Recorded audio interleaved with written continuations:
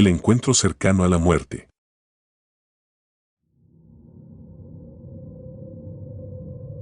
Nunca olvidaré el instante en que mi vida pendía de un hilo. Fue hace ya varios años, en una tarde que comenzó como cualquier otra y se transformó en el inicio de una experiencia que cambiaría mi percepción de la existencia para siempre. Me llamo Daniel, y esta es la crónica de mi encuentro cercano a la muerte, una vivencia que, aunque se narre con palabras, trasciende cualquier descripción convencional y sigue resonando en mi alma. Eran las 5 de la tarde cuando ocurrió.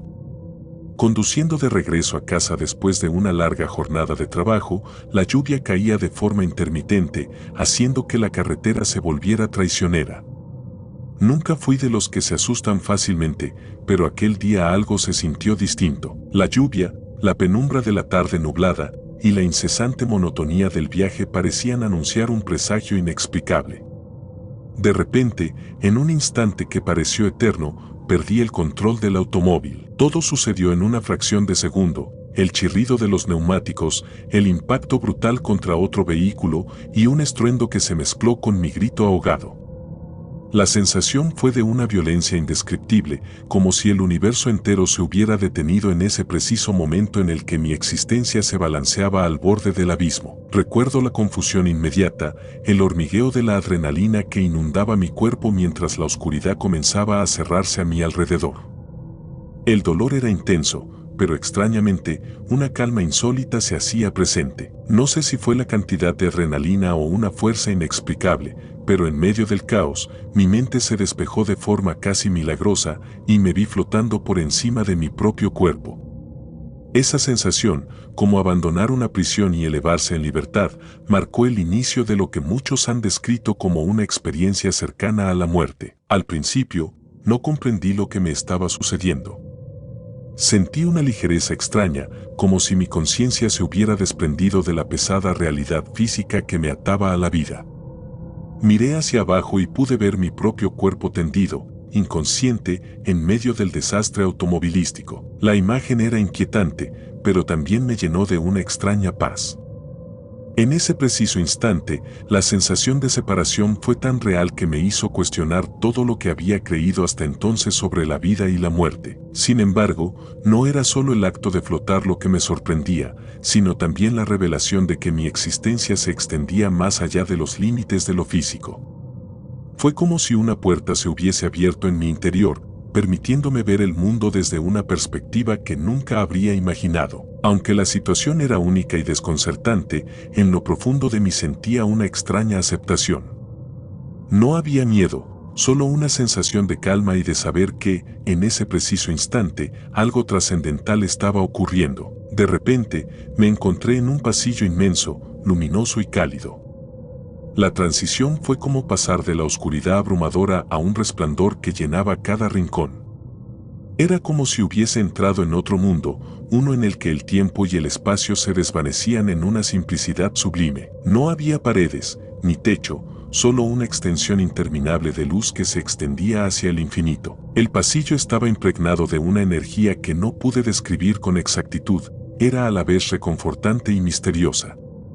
Cada paso que daba en ese corredor etéreo me llenaba de una sensación de paz que nunca había experimentado en vida.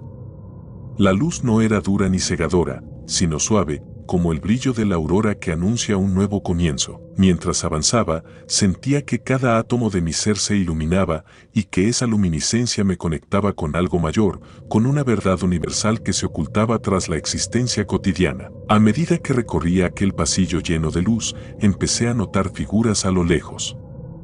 Al principio eran sombras difusas, como siluetas que se movían lentamente, pero a medida que me acercaba, se volvían más nítidas y familiares. Con incredulidad y emoción, reconocí los rostros de seres queridos que había perdido: mi abuela, que había fallecido hace años, mi mejor amigo de la infancia y otros familiares que el tiempo se llevó. Cada uno de ellos irradiaba una paz serena, y sus ojos parecían decirme que no había nada que temer, que el final de la vida era solo un nuevo comienzo. El reencuentro fue tan vívido que pude sentir el abrazo cálido de mi abuela y escuchar, sin palabras, la comprensión en la mirada de aquellos que ya no estaban conmigo en el mundo físico.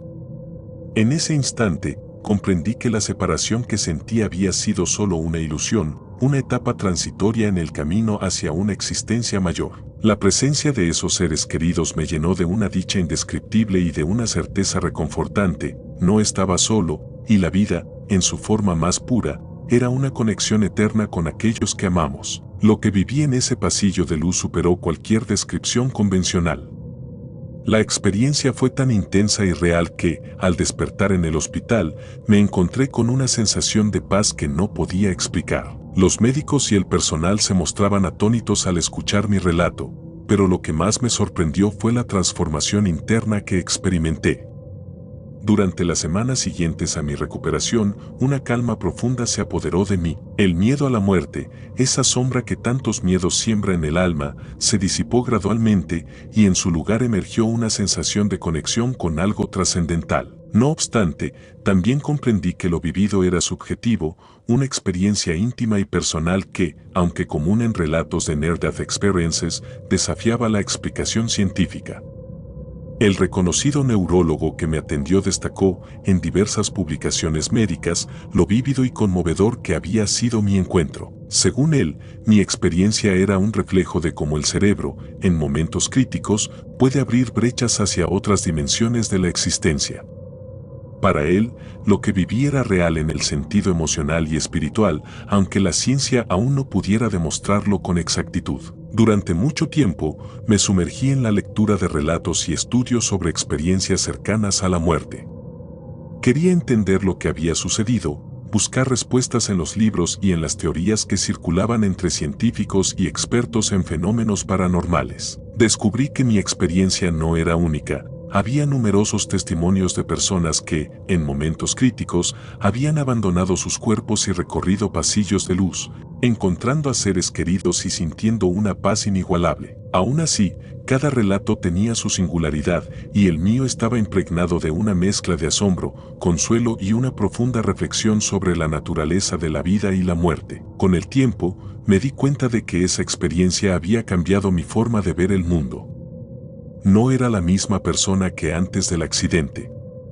La muerte, en lugar de ser el final, se convirtió en una transición, en un paso inevitable hacia una dimensión donde la conexión con el amor y la compasión se volvía palpable. Esa realización me llevó a replantear mis prioridades, a valorar cada instante y a buscar, en la cotidianidad, pequeños destellos de la luz que había experimentado en aquel pasillo eterno. Cuando desperté en el hospital, la transición del pasillo de luz a la fría realidad del quirófano fue casi dolorosa. Mi cuerpo estaba herido, y la incertidumbre sobre mi destino se mezclaba con la sensación de haber regresado a un mundo que ya no me pertenecía por completo. Los médicos me informaron que había estado clínicamente muerto durante unos minutos, un lapso que, para ellos, era una anomalía en la respuesta del cerebro. Pero para mí, esos minutos se sintieron como una eternidad en la que comprendí la fragilidad de la existencia y la magnitud del misterio que es la vida. Durante mi recuperación, el recuerdo de aquella experiencia se volvió una constante en mis pensamientos.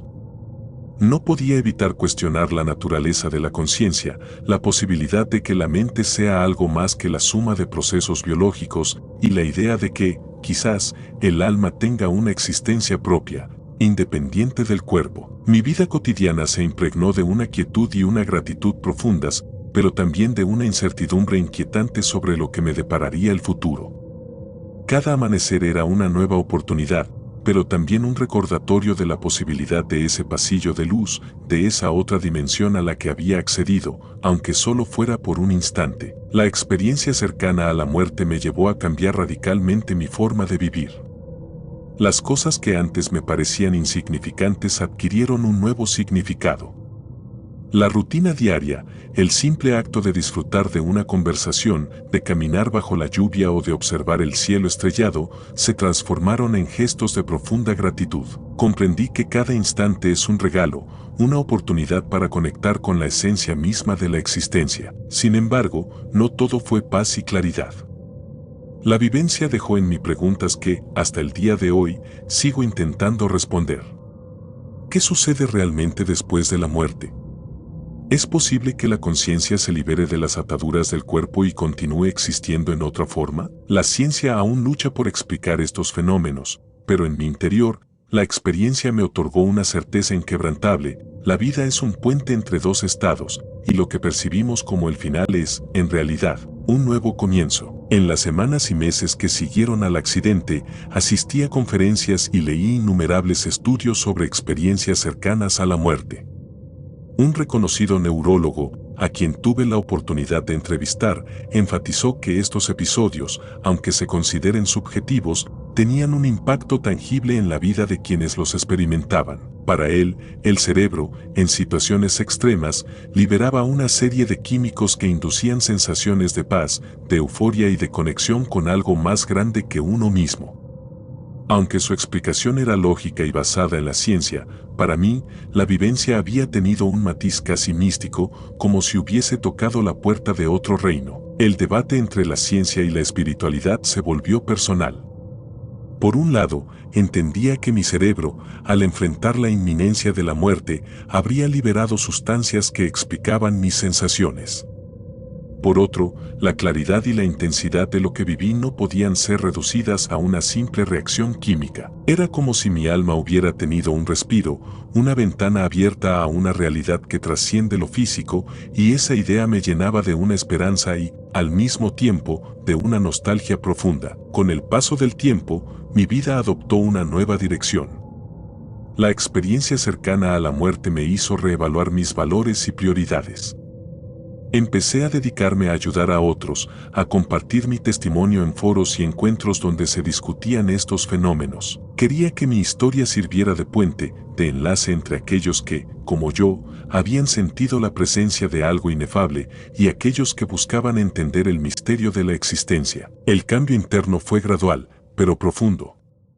La ansiedad que antes me embargaba en momentos de incertidumbre se fue reemplazando por una serenidad que surgía del conocimiento de que la vida no es un simple accidente, sino una travesía llena de significado. Empecé a ver en cada desafío una oportunidad para crecer, para reconectar con la esencia de lo que realmente importa.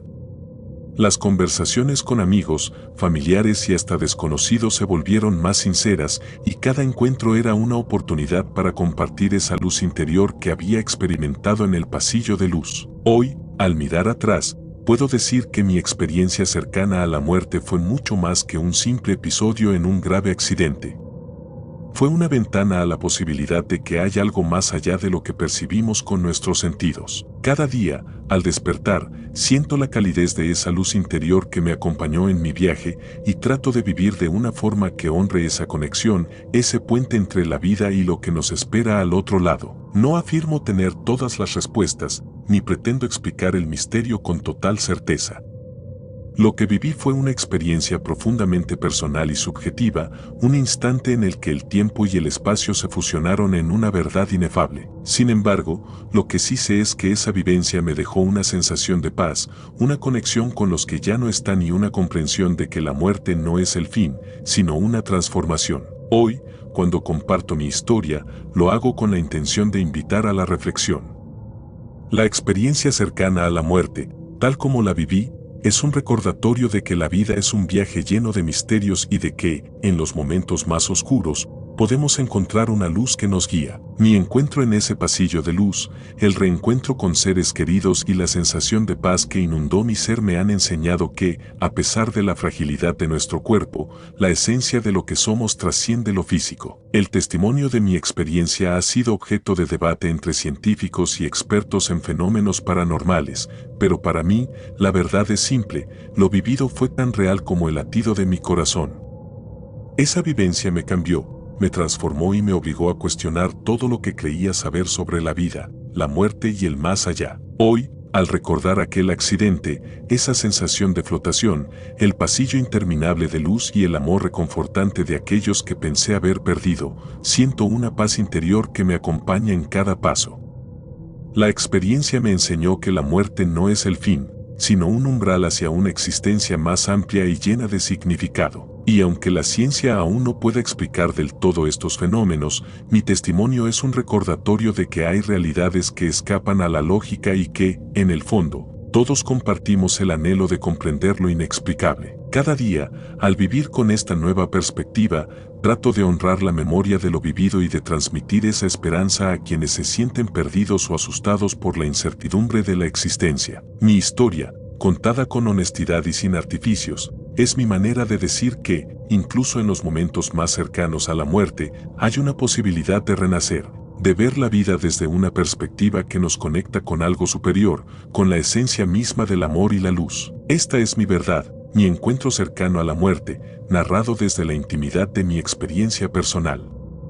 No pretendo que mis palabras sean la última palabra sobre el misterio de la existencia, pero sí espero que sirvan de puente para quienes buscan comprender que, a pesar de los golpes del destino, siempre hay una luz en el camino. La vida es un viaje de transformación y cada paso, incluso el más doloroso, nos acerca a la comprensión de que la muerte es solo un cambio de estado, una transición hacia lo desconocido que, en realidad, nos une a todos.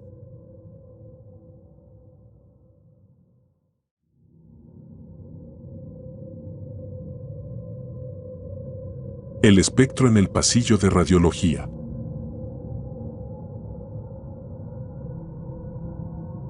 Hace años que trabajo en el departamento de radiología de un hospital urbano y a lo largo de mi carrera he aprendido a confiar en la precisión de la imagen médica.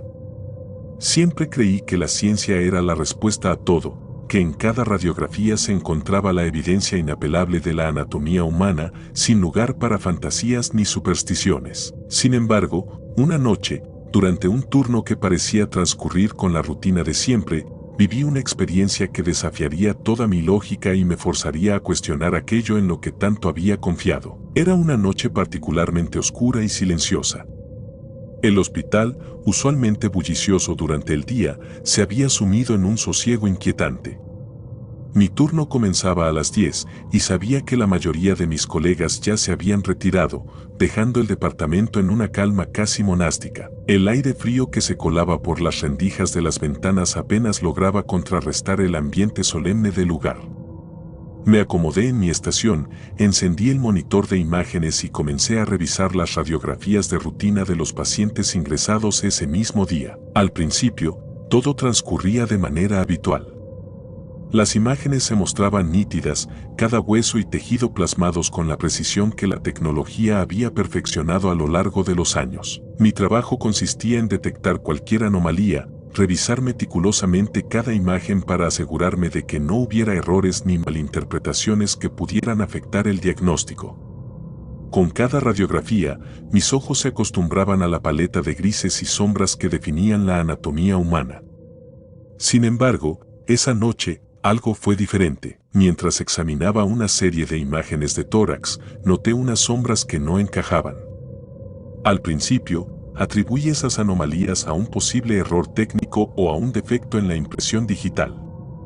Pero cuanto más observaba, más se hacía evidente que esas sombras tenían formas y contornos que desafiaban la lógica. No era solo un ruido en la imagen, era como si algo se moviera entre las sombras de la anatomía, como si una figura ajena estuviera allí, oculta entre los órganos y los huesos. A medida que avanzaba en mi revisión, mi mente se llenaba de una inquietud creciente. Con la experiencia adquirida a lo largo de años de estudio y práctica, estaba acostumbrada a interpretar la mayoría de las anomalías. Sin embargo, lo que presencié esa noche me dejó helada. Mientras pasaba a la siguiente imagen, se desplegó ante mí una radiografía del abdomen de un paciente joven. La imagen, como siempre, era clara y definida, hasta que mis ojos se posaron en el extremo del pasillo visible en la radiografía. Allí, en el borde de la imagen, pude distinguir la silueta de un hombre. Era una figura vaga, pero con contornos lo suficientemente definidos para parecer humana, un hombre de pie, inmóvil, al final de un pasillo que no formaba parte de la anatomía interna del paciente. El corazón me latió con fuerza, cada latido era un martillo en mi pecho. Inmediatamente, mi mente se llenó de preguntas. ¿Cómo era posible que apareciera una figura en una radiografía, una imagen que debía ser una representación fiel del cuerpo? ¿Podría tratarse de una falla en el equipo o, peor aún, de una contaminación en el proceso de adquisición de la imagen? Sin embargo, a medida que me esforzaba por racionalizar la situación, una parte de mí sabía que aquello no tenía explicación técnica. Con manos temblorosas, alejé la mirada de la pantalla y me levanté de mi asiento, sintiendo la urgencia de verificar la zona física del departamento. Corrí hacia la puerta del pasillo que daba acceso a la sala de imágenes, con la mente inundada de confusión y miedo. El pasillo estaba vacío, iluminado solamente por las luces fluorescentes que parpadeaban con la monotonía habitual de la noche. Recorrí cada metro, mis pasos resonando en el silencio casi sepulcral del lugar, con la esperanza de encontrar alguna pista que explicara lo que había visto. Pero la figura, esa silueta inquietante, se había desvanecido sin dejar rastro. Aunque en ese momento el pánico no me dominó completamente, la imagen se me quedó grabada de forma indeleble en la mente. Al regresar a mi estación, encontré a uno de mis colegas, quien también estaba de guardia, y le comenté lo sucedido.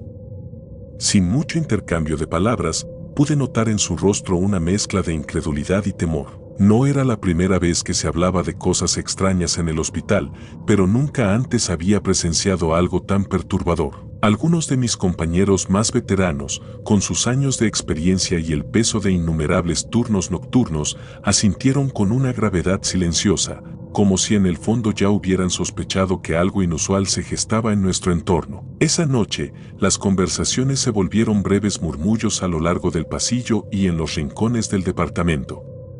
Los que quedábamos, entre susurros, compartíamos relatos de pequeñas anomalías, sombras vagamente perceptibles en imágenes de rutina y ruidos extraños que parecían provenir de la infraestructura del hospital. Aunque ninguno de nosotros estaba dispuesto a admitir abiertamente que creíamos en lo paranormal, había un consenso tácito, algo inexplicable se estaba manifestando en el departamento de radiología, y era algo que no podíamos ignorar. Durante las horas que siguieron, intenté retomar mi labor, pero cada imagen que pasaba por el monitor me recordaba la figura. Mis manos se negaban a moverse con la misma precisión de antes, la sensación de que algo me había observado desde el otro lado, algo que desafiaba la realidad, me mantenía en un estado de alerta constante. La imagen del hombre, la silueta inerte y misteriosa, se repetía en mi mente, acompañada de una inquietud que no me dejaba descansar.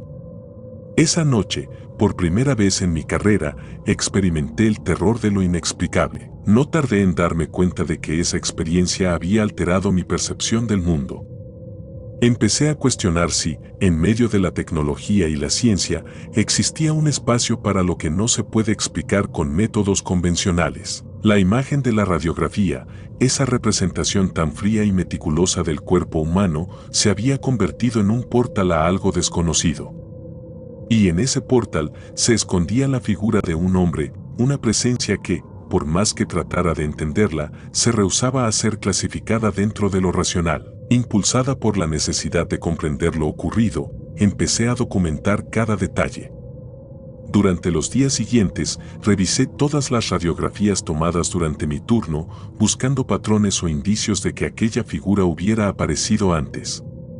Algunos exámenes mostraban sombras vagas, pero nada tan claro como aquella noche. Decidí, además, consultar algunos textos médicos y foros en línea, donde había relatos sobre fenómenos inexplicables en entornos hospitalarios. Encontré que, si bien existían testimonios similares, ninguno era tan vívido y perturbador como el mío. El debate entre la ciencia y lo paranormal se instaló en mi mente.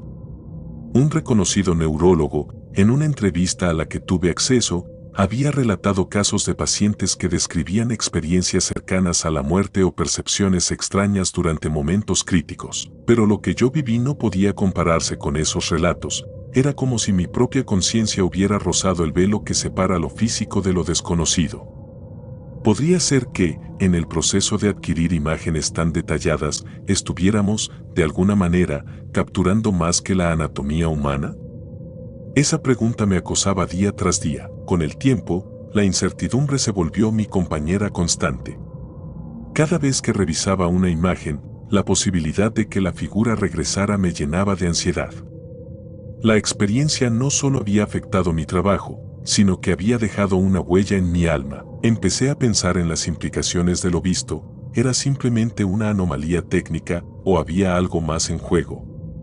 Las teorías iban desde la posibilidad de interferencias electromagnéticas hasta la idea de que el hospital, con sus años de historia y sus tragedias, albergaba memorias de aquellas que habían pasado por sus pasillos. Mis noches se volvieron inquietas, la imagen de la silueta se manifestaba en mis sueños, en los que caminaba por un pasillo interminable bañado en una luz suave y opresiva. En esos sueños, veía al hombre de pie al final del corredor, tan inmóvil como en aquella radiografía, pero esta vez, su presencia me llenaba de una sensación de melancolía y de un llamado que no podía ignorar.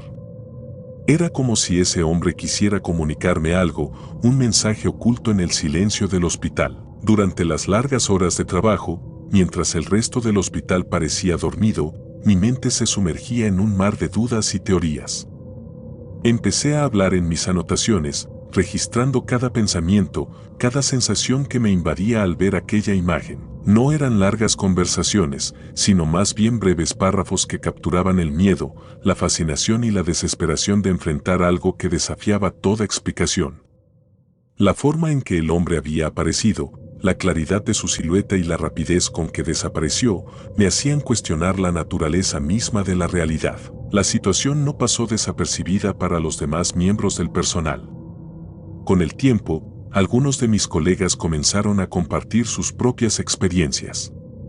Aunque en voz baja y con cierto escepticismo, contaban que, en ocasiones, habían percibido sombras en las imágenes, figuras que no coincidían con la anatomía que se esperaba ver. Estas conversaciones se mezclaban con el día a día del hospital, y poco a poco, la leyenda del espectro en el pasillo de radiología se fue extendiendo entre el personal. El ambiente en el departamento se transformó sutilmente.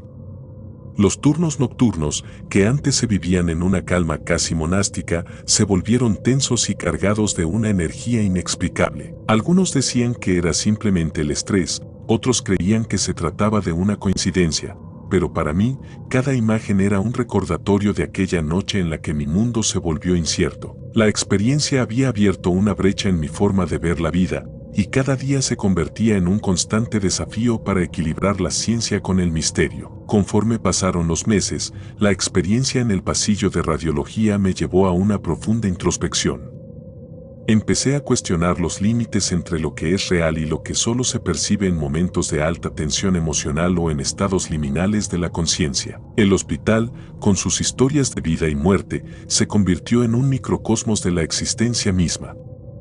Cada imagen que capturaba era, en cierto sentido, un testimonio de la fragilidad humana y de la belleza que reside en lo efímero. Recuerdo largos momentos en que, después de mi turno, me sentaba en un rincón solitario del hospital y dejaba que mis pensamientos divagaran. Me preguntaba si la experiencia que viví aquella noche era un vistazo a lo que ocurre en el umbral entre la vida y la muerte. Si acaso el pasillo de luz que vislumbré en mis sueños era la representación de un estado de conciencia que la mayoría de nosotros nunca llega a experimentar. Esa incertidumbre, lejos de ser perturbadora, me llenaba de una extraña gratitud. Por primera vez, comprendí que la existencia no se limita a la materia, sino que puede extenderse a dimensiones que la ciencia aún lucha por descifrar. El neurólogo con el que tuve la oportunidad de conversar después de aquel suceso me habló de estudios y de casos similares. Según él, estos fenómenos, aunque subjetivos, eran reales en la medida en que alteraban la percepción y la vida de quienes los vivían. Sus explicaciones, basadas en la liberación de endorfinas y en procesos neurológicos en momentos de trauma, ofrecían una visión racional. Sin embargo, lo que yo experimenté iba más allá de una simple respuesta química del cerebro. La vividez, la claridad y la carga emocional de mi encuentro me convencieron de que había tocado, aunque fuera brevemente, algo que trascendía lo puramente físico. Impulsada por esa revelación, comencé a leer y a investigar sobre experiencias cercanas a la muerte, sobre la posibilidad de que la conciencia se expanda en momentos críticos. Descubrí que muchos pacientes habían relatado haber abandonado sus cuerpos y haber recorrido largos pasillos de luz, encontrándose con seres queridos ya fallecidos o con una presencia reconfortante que los envolvía en un manto de paz. Aunque estos relatos variaban en detalles, había algo común en ellos, una sensación de serenidad y de conexión con algo mayor, algo que iba más allá de la simple supervivencia. Cada libro, cada artículo científico que leía, me ayudaba a reconstruir mi propia experiencia. Empecé a ver mi vivencia no como un accidente aislado, sino como parte de un fenómeno universal, un puente entre la biología y la espiritualidad. Esa comprensión, por más contradictoria que pareciera a la lógica médica, me permitió reconciliar mi formación como profesional de la salud con las profundidades de mi experiencia personal. Comprendí que, en el límite entre la vida y la muerte, lo que se experimenta es una mezcla de emociones y de percepciones que escapan a la rigidez de los protocolos médicos. Con el tiempo, mi relato se convirtió en algo que compartía en pequeños encuentros, en seminarios y, ocasionalmente, en entrevistas con colegas interesados en los fenómenos liminales. No era mi intención convertir mi experiencia en una leyenda, sino más bien en un testimonio honesto de lo que significa enfrentarse a lo desconocido y descubrir que, a veces, el final de la vida es solo el comienzo de algo nuevo. La transformación interna que experimenté me impulsó a dedicarme, en parte, a ayudar a otros a encontrar sentido en sus propias crisis existenciales. Creí que, si mi historia podía inspirar a alguien a ver la muerte no como un enemigo, sino como una puerta hacia una existencia más plena, entonces todo el sufrimiento y la confusión habrían valido la pena. Cada vez que cierro los ojos y recuerdo el pasillo interminable de luz, siento una mezcla de gratitud y de melancolía. Gratitud por haber tenido la oportunidad de ver la vida desde una perspectiva tan amplia y conmovedora, y melancolía por saber que esa experiencia, por profunda que fuera, se desvaneció en el instante en que mi cuerpo volvió a latir. Esa dualidad, esa separación entre lo que somos en nuestro estado físico y lo que podemos alcanzar en momentos de trascendencia, se convirtió en el eje central de mi reflexión sobre la existencia. A lo largo de los años, la experiencia cercana a la muerte se integró en mi vida de manera sutil pero permanente. No dejé que el recuerdo se convirtiera en una obsesión, pero cada vez que el hospital se sumía en el silencio de la noche, o cuando la fatiga y la soledad se hacían presentes, podía sentir, de alguna manera, que había vuelto a pisar ese pasillo de luz. Esa sensación era a la vez reconfortante y desconcertante, un recordatorio constante de que la frontera entre la vida y la muerte es difusa y que, en cualquier momento, podemos ser transportados a otra dimensión de existencia. El debate entre la ciencia y la espiritualidad siguió siendo un tema recurrente en mis conversaciones, tanto con colegas como en foros especializados. Algunos insistían en que lo vivido era solo una respuesta neurológica, una descarga de químicos que explicaba la euforia y la calma. Otros, en cambio, argumentaban que esas experiencias eran manifestaciones reales de un universo que va más allá de la materia. Yo, en mi interior, decidí aceptar ambas perspectivas. La ciencia me había salvado la vida y la experiencia me había abierto los ojos a un horizonte de posibilidades que, de otro modo, habría permanecido oculto.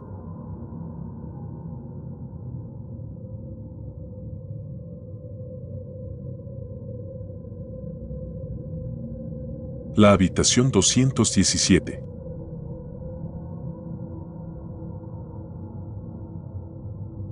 He pasado muchos años en este hospital universitario, pero jamás olvidaré lo que viví en la habitación 217. Recuerdo que, al principio, todo parecía rutinario, largas guardias, la incesante rutina de turnos y el inconfundible olor a antisepsia que impregnaba cada pasillo. Sin embargo, aquella noche, durante una guardia en la que la fatiga se mezclaba con la expectación de una jornada interminable, algo en la habitación 217 cambió mi forma de ver el mundo. Lo que ocurrió allí desafió toda lógica médica y científica, dejándome marcado de por vida. Eran las 2 de la madrugada cuando me asignaron la vigilancia de las áreas críticas del hospital. La habitación 217 se encontraba en un ala antigua del edificio, un sector que la administración había dejado intacto en apariencia, pero que siempre me había resultado inquietante por su atmósfera apagada y su iluminación tenue. Aquella noche, mientras recorría mis rondas, mi atención se centró en la sala de cuidados intensivos, donde un paciente en coma yacía inmóvil. Fue en ese preciso instante cuando noté algo extraño. En medio del silencio, se escuchaba un murmullo casi imperceptible que parecía provenir del lecho del paciente. Al principio, lo atribuí al ruido ambiental o a algún fallo en la comunicación, pero al acercarme, oí claramente el nombre de alguien, un nombre desconocido para todos los que lo atendíamos. El murmullo era suave, casi un susurro, y se repetía de forma insistente, como si alguien llamara desde algún lugar muy lejano. Mi corazón se aceleró. No era habitual que un paciente en coma emitiera sonidos coherentes, y menos aún palabras que nadie reconociera. Con el pulso en mi cuello y la mente inundada de preguntas, me apresuré a revisar el monitor que mostraba los datos vitales del paciente. Fue entonces cuando noté algo aún más desconcertante. Entre las lecturas de pulso y presión, el monitor interrumpía sus datos para mostrar imágenes fugaces, casi imperceptibles, de lo que parecía ser una figura al fondo de la habitación. La imagen era tan breve que por un momento pensé que se trataba de un fallo del sistema o una interferencia. Sin embargo, en esas imágenes se distinguía claramente la silueta de un hombre, de pie, en una esquina oscura, cuyos rasgos se perdían en la penumbra pero cuya presencia resultaba inconfundible. Mi mente, entrenada en el rigor y la objetividad de la medicina, se negó a aceptar que aquello pudiera ser real. No obstante, el temor y la incertidumbre se apoderaron de mí. La idea de que algo inexplicable estuviera ocurriendo en esa habitación me obligaba a actuar de inmediato. Con el debido protocolo en mente, pedí a un técnico que revisara el sistema de cámaras de seguridad del ala. Decidí además consultar discretamente con el médico jefe del turno, un hombre de mirada serena y experiencia inigualable, quien al oír mi relato asintió lentamente y procedió a acceder a las grabaciones de esa noche. La sala de seguridad, iluminada por monitores y un silencio casi reverente, se convirtió en el escenario donde se confirmaría o desmentiría lo ocurrido. Al revisar las imágenes, pude ver, tal como había percibido, la aparición de una sombra que recorría el pasillo que conectaba la habitación 217 con el resto del ala. La figura se movía con una lentitud deliberada, casi etérea, y parecía buscar algo en la oscuridad, sin dejar rastro de su presencia en los planos de la cámara. El hallazgo me dejó con una sensación de impotencia y de asombro. Durante toda mi carrera, me había acostumbrado a tratar con casos médicos complejos, pero nunca había enfrentado algo que pudiera situarse en el terreno de lo paranormal. La figura en el monitor no tenía rasgos definidos, era simplemente una sombra, pero su presencia era tan real y perturbadora que me obligó a replantear mis convicciones sobre la realidad y la muerte. Esa noche, el ambiente en la habitación 217 se volvió denso, cargado de una energía que parecía atravesar los muros del hospital. Mientras me encontraba de guardia en el pasillo, no pude evitar pensar en todas las leyendas urbanas y relatos de experiencias paranormales que había escuchado a lo largo de los años. Siempre las había descartado como simples cuentos, invenciones de mentes inquietas, pero aquella noche, la evidencia en el monitor y el extraño murmullo del paciente me hicieron dudar de mis propias convicciones. Durante las horas siguientes, la atmósfera en el departamento se volvió silenciosa, casi sobrecogedora. El murmullo se intensificó en momentos y el monitor seguía interrumpiendo sus datos para mostrar destellos de la figura. Mi mente, saturada de la tensión y el temor a lo inexplicable, apenas lograba concentrarse en las tareas cotidianas. La experiencia me había dejado una marca profunda, una sensación de que, en ese hospital, algo trascendía la materia y la ciencia, algo que habitaba entre los muros y se manifestaba en la forma de sombras y murmullos. En las semanas que siguieron, me sumergí en una búsqueda interna de respuestas. Durante mis breves descansos, me refugiaba en la biblioteca del hospital y en archivos de estudios médicos, intentando encontrar alguna referencia a fenómenos similares. Descubrí que, aunque los relatos de experiencias paranormales en entornos hospitalarios eran comunes, pocos casos habían sido documentados con la precisión de lo que yo había presenciado. Algunos médicos y psiquiatras hablaban de alucinaciones inducidas por el estrés o por la falta de sueño, pero nada que explicara la aparición de una sombra tan definida en las grabaciones. La experiencia me llevó a cuestionar no solo la tecnología que utilizábamos, sino también la naturaleza misma de la conciencia y la percepción. Podría ser que, en momentos de vulnerabilidad extrema, la mente se abriera a dimensiones que la ciencia apenas empezaba a explorar. La idea me llenaba de un temor reverente, pero también despertaba en mí una curiosidad insaciable. Comencé a llevar un diario personal, en el que anotaba cada detalle, cada sensación y cada imagen que veía en el monitor. En esos escritos, traté de plasmar la contradicción entre el escepticismo que me había formado durante años y la evidencia innegable que ahora enfrentaba. Poco a poco, mi relato se fue extendiendo, llenándose de reflexiones sobre la muerte, la vida y lo que yace entre ambas. No era solo el paciente en coma lo que había sido testigo de aquella extraña manifestación, sino que, según comentaron algunos de mis colegas, la atmósfera en el pasillo se había transformado en algo casi tangible, como si el hospital mismo se hubiera impregnado de un secreto ancestral. Las historias de antiguos pacientes y de sucesos inexplicables en edificios viejos parecían cobrar sentido. Y yo me encontraba en medio de una encrucijada entre la razón médica y el misterio que se extendía como una sombra. Una noche, mientras repasaba las grabaciones nuevamente, me detuve en una imagen que parecía tener una duración mayor a las otras. La figura, de aspecto vagamente masculino, se detuvo en el extremo del pasillo y, durante unos segundos, se pudo apreciar con mayor claridad que no se trataba de una mera anomalía digital. La silueta mostraba una postura erguida y parecía mirar hacia el centro de la habitación 217. Ese detalle, tan sutil y a la vez tan significativo, me hizo sentir una punzada de inquietud que me recorrió el cuerpo. ¿Qué buscaba esa sombra? ¿Acaso representaba un espíritu en pena, un eco de una vida que no encontró descanso? Las preguntas se amontonaban en mi mente sin hallar respuestas claras. Con el tiempo, la historia de la habitación 217 se fue filtrando entre los empleados del hospital. Algunos de los médicos que habían estado presentes en aquella noche comenzaron a compartir sus propios relatos de pequeños sucesos extraños, luces que parpadeaban sin motivo, sonidos inexplicables en los pasillos y, en ocasiones, la sensación de ser observados por ojos invisibles. No todos estaban dispuestos a hablar abiertamente del tema, temerosos de que se etiquetara el hospital de supersticioso o poco profesional. Sin embargo, entre susurros y confidencias, la figura del espectro en el pasillo de radiología se consolidó como parte de la cultura interna del lugar. La presencia de aquel espectro me afectó de maneras que jamás imaginé.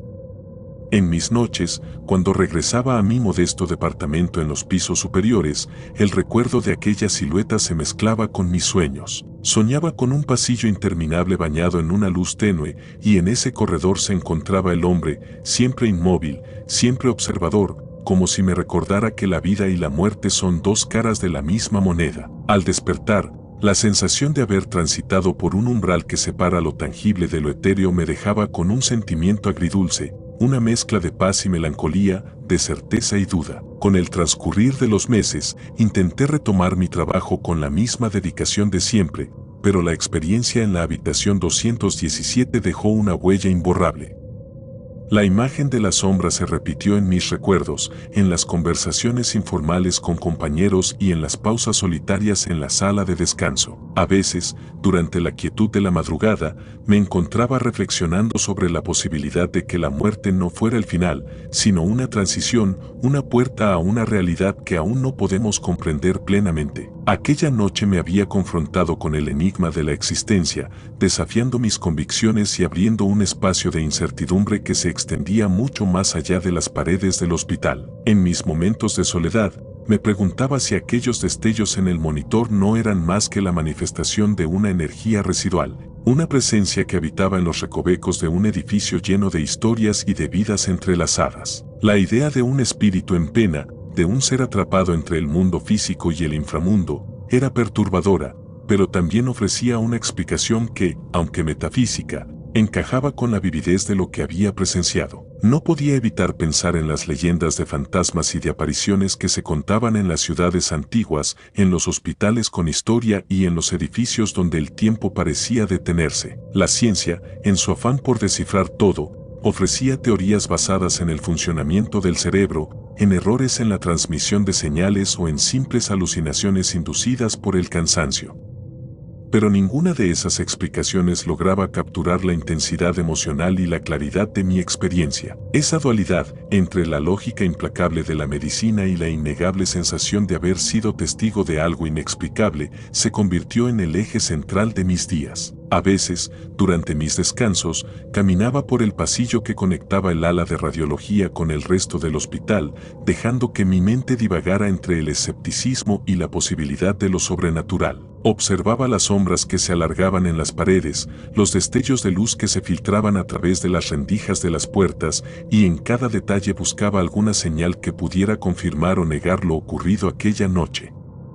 La incertidumbre era una compañera constante, pero también una fuente de inspiración. Aprendí a ver en cada anomalía una oportunidad para cuestionar la realidad, para explorar los límites entre lo observable y lo intangible. Con el tiempo, la experiencia en la habitación 217 se transformó en parte de mi propia narrativa, en una historia personal que me impulsó a seguir investigando y a compartir mi testimonio con aquellos que buscaban respuestas. Asistí a conferencias y seminarios sobre fenómenos paranormales en entornos médicos y encontré que muchos de mis colegas compartían, en silencio, el temor y la fascinación por lo que había sucedido.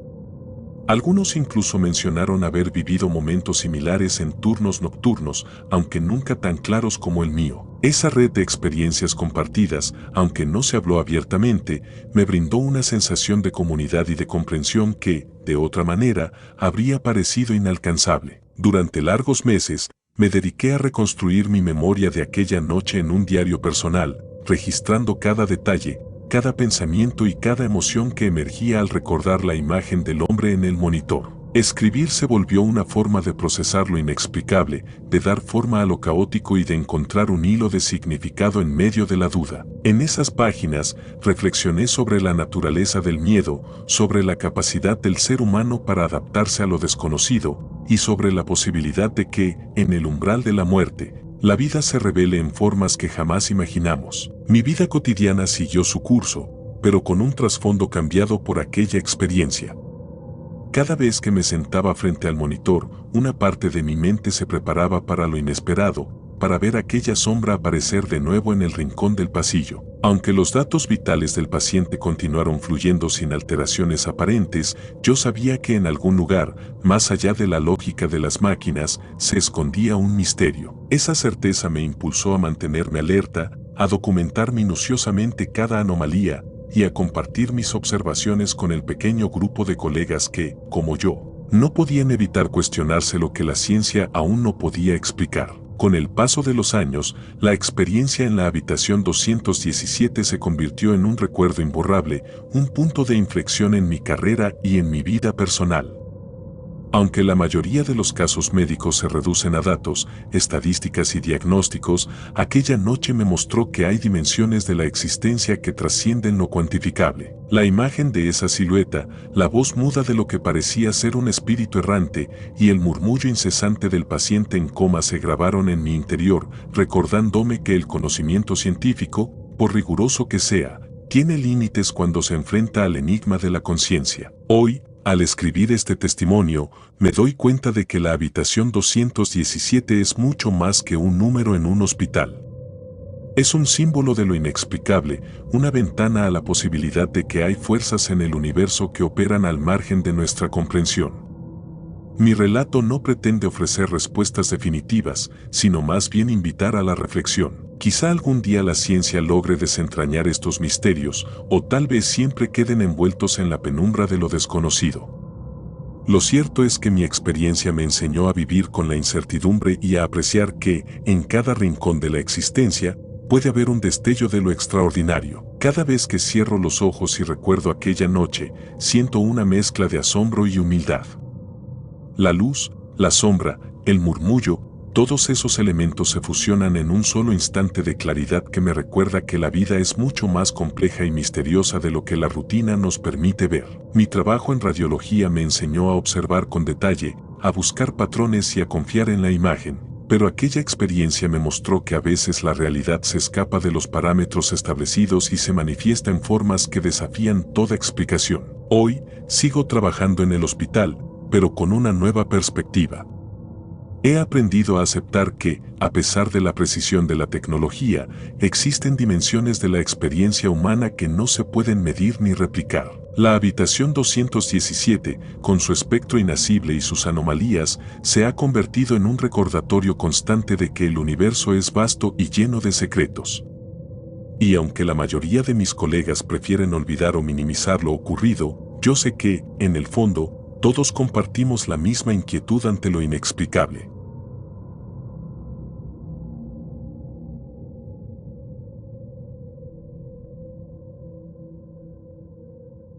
Transfusión fatal.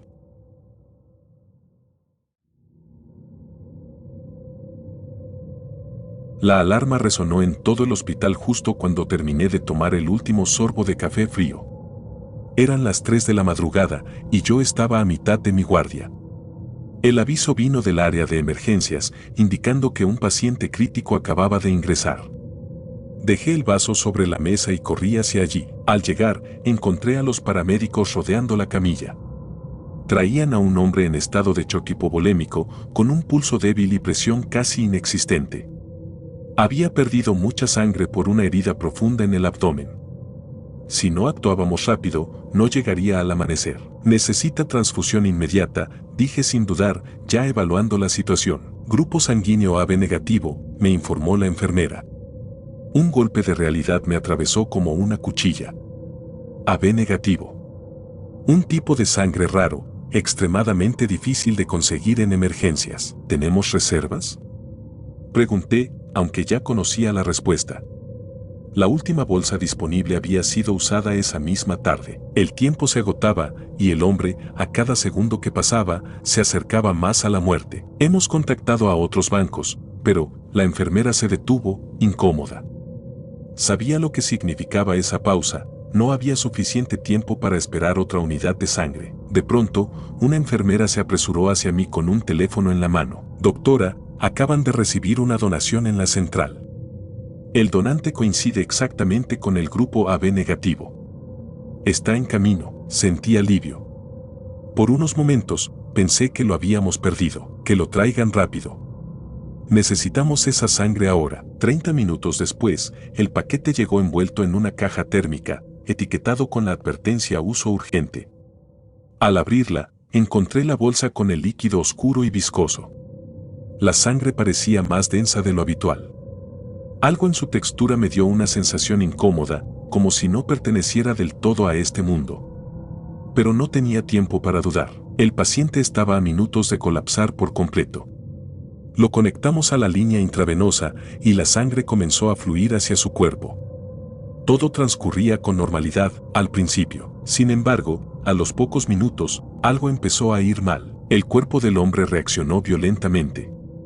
Sus venas se oscurecieron bajo la piel, como si la sangre se propagara con una rapidez anormal. Sus ojos, hasta ahora cerrados, se abrieron de golpe, revelando unas pupilas completamente dilatadas. «Detén la transfusión», grité. Algo no estaba bien. La enfermera intentó desconectar el tubo, pero el paciente empezó a convulsionar, como si algo en la sangre lo estuviera consumiendo desde adentro. «Más adrenalina, rápido», pedí, tratando de estabilizarlo. Pero cada intento fracasaba. Fue entonces cuando la máquina de monitorización lanzó una línea plana. Paro cardíaco. Intentamos reanimarlo, pero en vano. El hombre murió allí, sobre la camilla, con los ojos abiertos y esa expresión de terror congelada en su rostro. Algo en esa sangre lo había matado, pero no entendía qué. Después de declararlo muerto, me quedé sola en la sala, mirando la bolsa de sangre vacía. ¿Qué había salido mal? Intenté reprimir la sensación de que algo oscuro se escondía tras esa donación. Las bolsas vienen con controles de calidad, pensé. No debería haber ocurrido esto. La incomodidad persistió cuando comencé a revisar la documentación. El nombre del donante no aparecía registrado en ninguno de nuestros sistemas. Eso era imposible, toda donación debía ser rastreable. Pero lo más extraño fue la fecha en la etiqueta. Indicaba que la donación había sido hecha esa misma noche, una hora antes, en una ciudad a 300 kilómetros de distancia. Era como si esa sangre hubiera llegado demasiado rápido. O peor, como si no perteneciera a ningún lugar conocido. Durante las siguientes horas, una sensación extraña comenzó a invadirme. Todo mi cuerpo se sentía fatigado, pero no de la forma habitual. Era una fatiga profunda, acompañada por un dolor punzante en el pecho. Intenté ignorarlo, convenciéndome de que se debía al estrés de la guardia, pero al amanecer, la situación empeoró.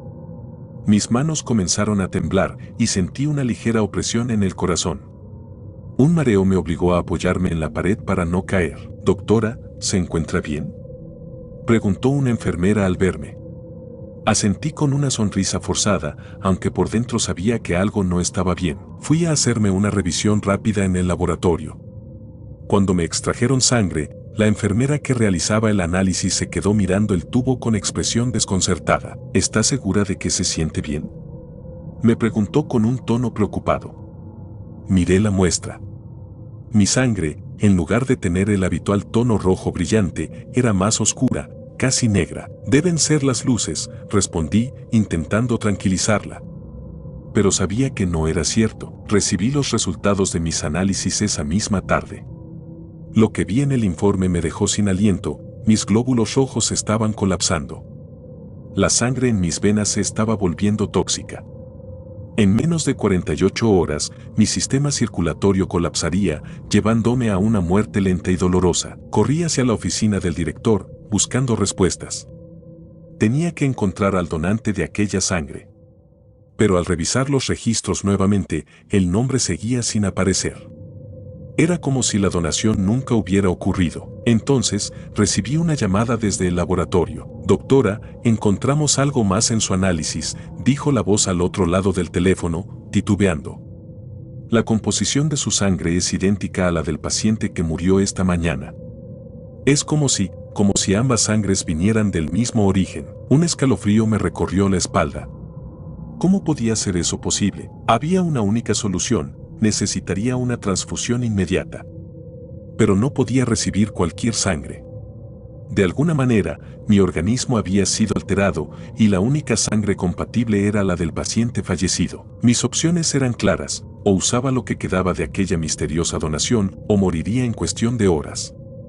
Abrí la nevera del laboratorio, temblando, y encontré la última bolsa de sangre oscura.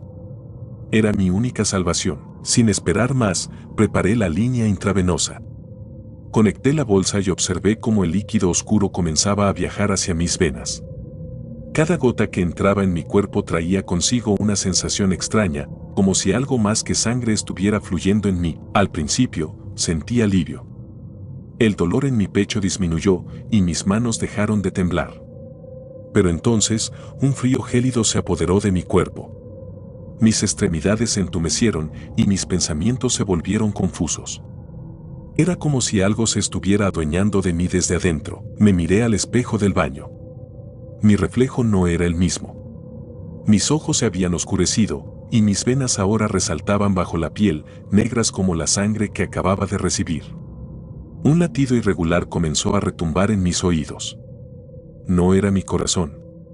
Era otra cosa, latiendo dentro de mí. Intenté gritar, pero no salió ningún sonido de mi garganta. Entonces lo entendí: la sangre no era solo sangre. Era una especie de parásito que necesitaba un nuevo huésped para sobrevivir. Había utilizado al primer paciente y, ahora, yo era el siguiente. De repente, escuché una voz suave en mi cabeza, como un susurro lejano. Ahora eres parte de nosotros. Mis piernas se doblaron y caí al suelo. El frío ya había invadido cada rincón de mi ser. Mientras la oscuridad se apoderaba de mí, comprendí que no habría escapatoria. La sangre no solo me salvó, me había reclamado. Alguien más encontraría esa bolsa algún día, en alguna emergencia nocturna, y el ciclo continuaría. Porque esa sangre no buscaba salvar vidas. Solo buscaba sobrevivir.